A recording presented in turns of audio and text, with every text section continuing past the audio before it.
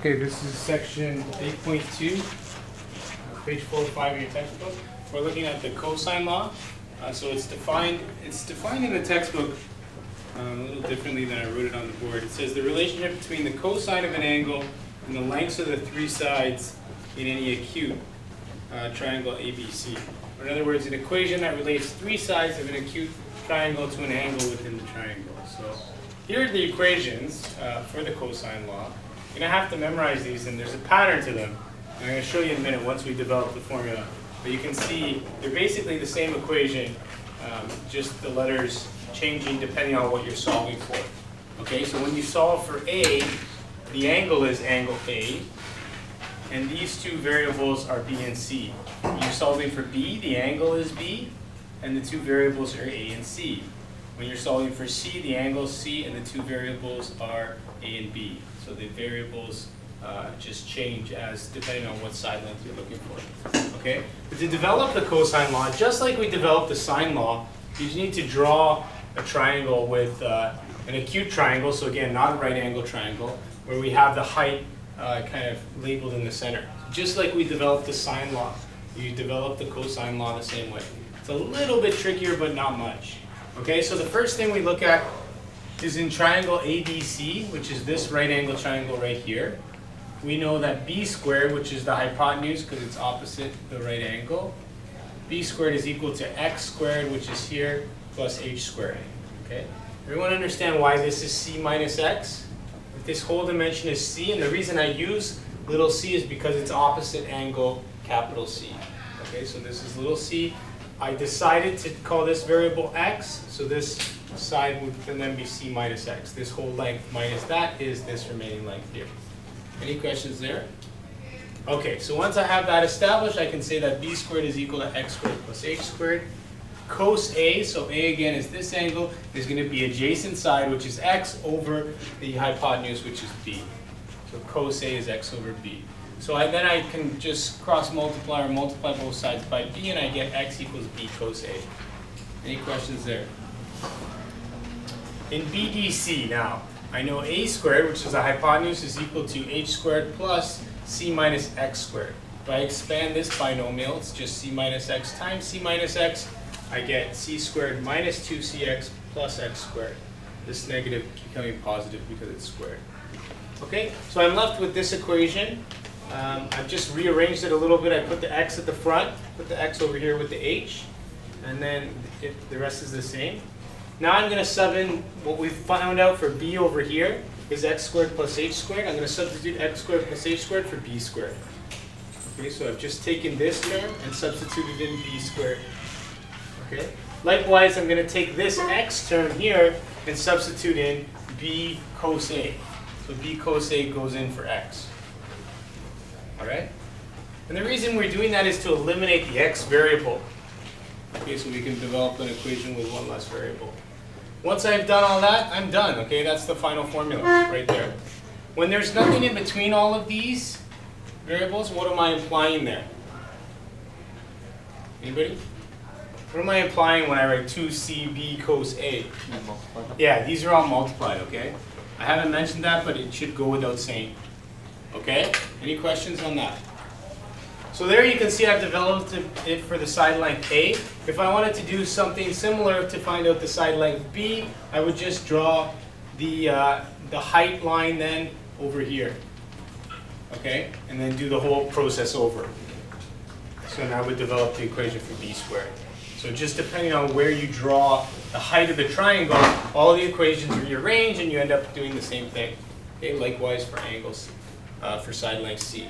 Okay? So it's not so important, these letters, as you're going to see in the problems. These letters are going to change depending on the letters of the triangle. Again, you need to remember the nomenclature of how triangles work. If the angles are all capital letters, the opposite side is the small letter of that angle. It becomes especially important now as we start to use the cosine law. Okay? All right, let's look at example 1. 407, somebody read loud. Alan, 407, a boat. A boat is sailing north through a narrow strait. Through one particularly narrow section, a lighthouse marks the western shoreline. while a buoy indicates a rock hazard directly east of the lighthouse as shown. What is the width of this section of the strait to the nearest tenth of a kilometer? Okay, good. So they even in the problem itself, they give you this drawing, okay, which is always a nice thing when you're given a drawing, because you can't make a mistake then. The important thing again is that you label the triangle, so you label the drawing. In the question, it's not labeled, so you have to make up these letters, whatever you decide they are. You need to make them up and be consistent. The reason why that's important is because when we go to use the cosine law now, you're going to get very confused if you don't have consistent naming between the angles and the side lengths. Okay? So I'm going to say that one more time. The angles are capital letters. Opposite is the small letter of that angle. Okay, so capital B, small b.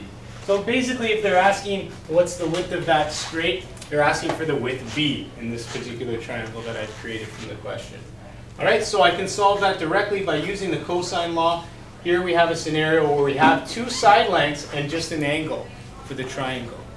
The reason why I can't use the sine law here is because we don't have an angle with the opposite side known. Okay, and that's what we need to use sine law. You need an angle and you need the opposite side so we can get a ratio. Okay, in this case we don't have that, so we have to use cosine law. So b squared, which is the side length opposite angle b, is equal to, now it's just going to be the other two sides. R, so small r because it's across big R, and small h, which is across big H, or capital H. Okay, so then these letters just change accordingly, and they're also here R and H, and then the angle relates to the side you're looking for, so angle B. Okay? Once you plug all that in, if you're good with your calculator, you can actually do this in one step. Looks like I rewrote part of this by accident. This should have been here. Okay?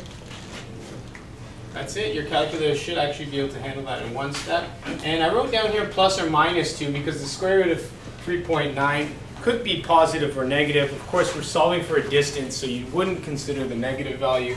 So the answer is just positive. So that's the width of the straight. Okay, so it's kind of just using the formula and plugging in values. Example number 2, next page. So would we ever do the plus minus on a test or something? Yeah, it's proper to do plus minus when you're asked to square root something because it could possibly be their answer. Okay, so the answer is fully correct by writing plus minus, and then you can even make a note that you're not considering the negative value because it's a distance.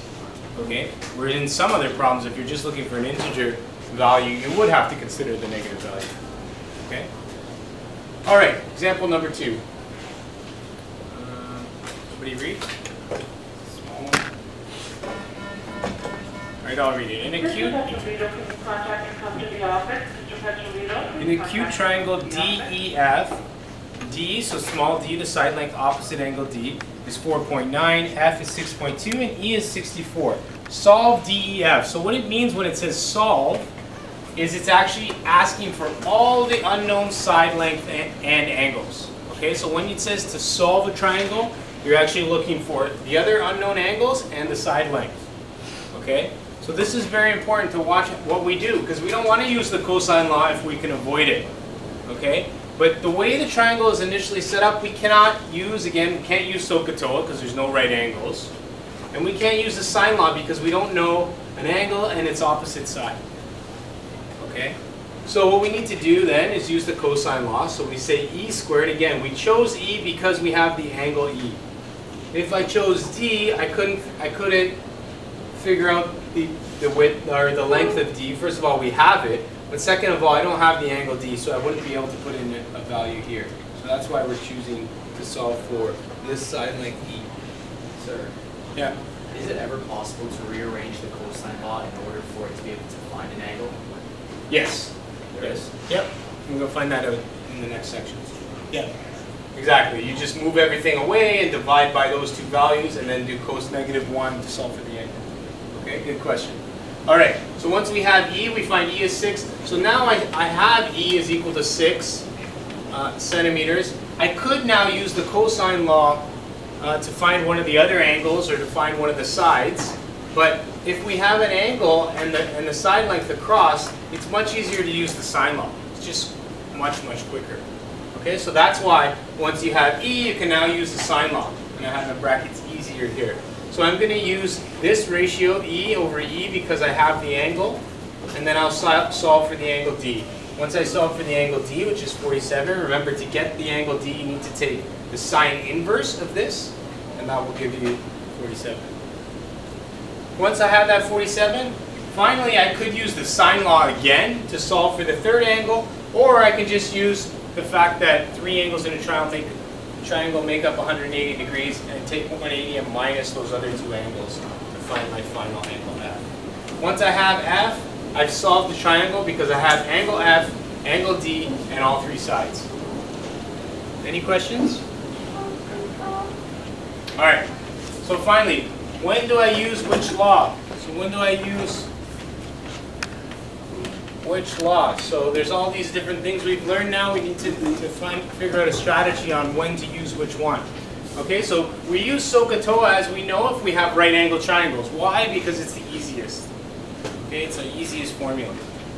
We use the sine law when we have SSA, so side, side A, AAS, angle, angle, side. All right, so these are the scenarios. Or, to think of it a short way, if we have a side with an opposite angle. So we have the side length and we have the opposite angle. We have the ratio for the sine law. And so this is what I mean by SSA. This is known, and this is known. Okay, side, side, angle. The cosine law we use when we have side, side, side, or side, angle, side. This is the one to remember. Okay? The reason why I say that is because cosine law is used much less often than sine law. Okay, so basically you're going to try and use sine law right away. These two scenarios you need to look out for. If either of these scenarios are what you have known, you have to use the cosine law. Okay, so if you have side, side, side, so no angles are known, you've got to go to the cosine law. Or if the only angle you know is trapped between two sides, that again is cosine law. Okay, so that's the one you got to remember.